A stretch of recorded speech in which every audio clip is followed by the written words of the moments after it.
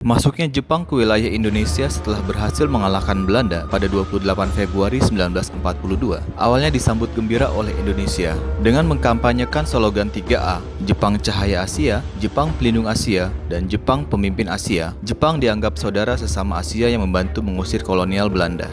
Setelah Jepang terdesak dengan berbagai kekalahan melawan sekutu, Jepang berusaha memulihkan keadaan dengan membuat berbagai gerakan dan organisasi kemiliteran dengan membentuk kerjasama dengan para tokoh-tokoh nasionalis yang memiliki banyak massa, seperti Soekarno, Muhammad Hatta, Ki Hajar Dewantara, dan Kiai Haji Mas Mansur, yang dikenal dengan 4 serangkai. Para tokoh-tokoh nasionalis melihat adanya celah atau kesempatan untuk mengobarkan semangat kemerdekaan secara terang-terangan, karena di zaman Belanda, menyuarakan kemerdekaan sangatlah sulit untuk dilakukan. Kemudian pada 16 April 1943, terbentuklah Pusat Tenaga Rakyat atau PUTRA.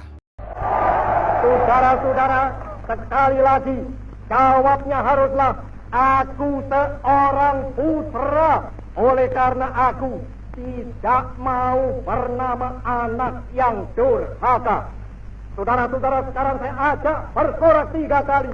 Soekarno ditunjuk sebagai ketua gerakan ini. Putra bertugas untuk memusatkan segala potensi masyarakat Indonesia guna membantu Jepang dalam Perang Pasifik. Jepang memanfaatkan Putra untuk mencari massa guna melakukan kerja paksa yang disebut Romusa. Dengan Soekarno sebagai Mando Romusa, Jepang berharap para rakyat Indonesia mau melakukan kerja paksa. Ini hari kita mulai bekerja. Saya tahu bahwa pekerjaan ini adalah berat bagi saudara-saudara, oleh karena saudara-saudara tidak biasa bekerja tangan.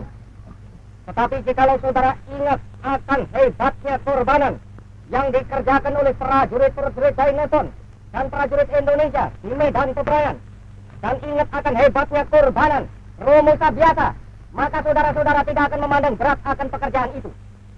Saudara-saudara, kalau saudara juga ingat bahwa tiap-tiap titik keringat yang saudara teteskan di bumi kita ini menjadi racun bagi musuh, dan tiap-tiap butir batu yang saudara angkat menjadi peluru bagi musuh yang akan menghancur leburkan musuh itu, maka saudara-saudara akan bekerja dengan giat.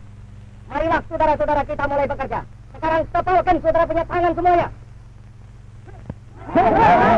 Mari kita dengungkan bersama-sama semboyan kita. Tirukan perkataan saya. Hancurkanlah musuh kita. Yaitu Inggris, Amerika, Belanda.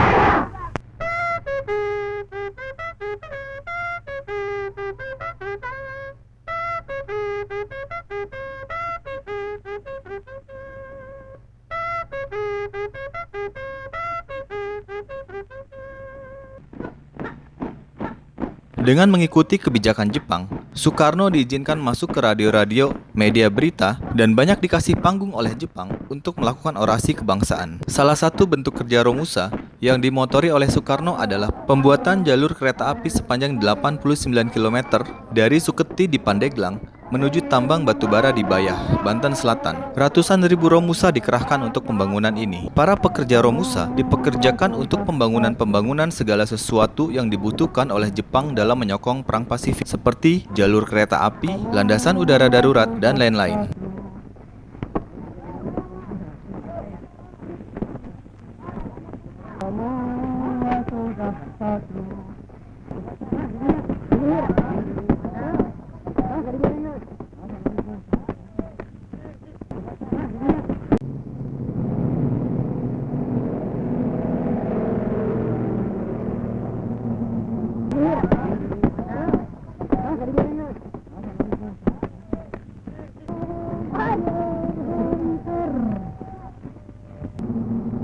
Aktivitas Soekarno bersama Romusa saat tinggal di padepokan sederhana, makan makanan mereka, dan saat mencangkul dalam rangka membangkitkan semangat Romusa, ditulis di koran-koran dan direkam atau disuting untuk menjadi propaganda dahsyat dan sukses mendorong 500 orang rela berangkat sebagai Romusa menuju Burma pada September 1944. Saat itu rakyat Indonesia dijanjikan Jepang dalam mendapatkan kehidupan yang layak jika mau berpartisipasi dalam Romusa Jepang.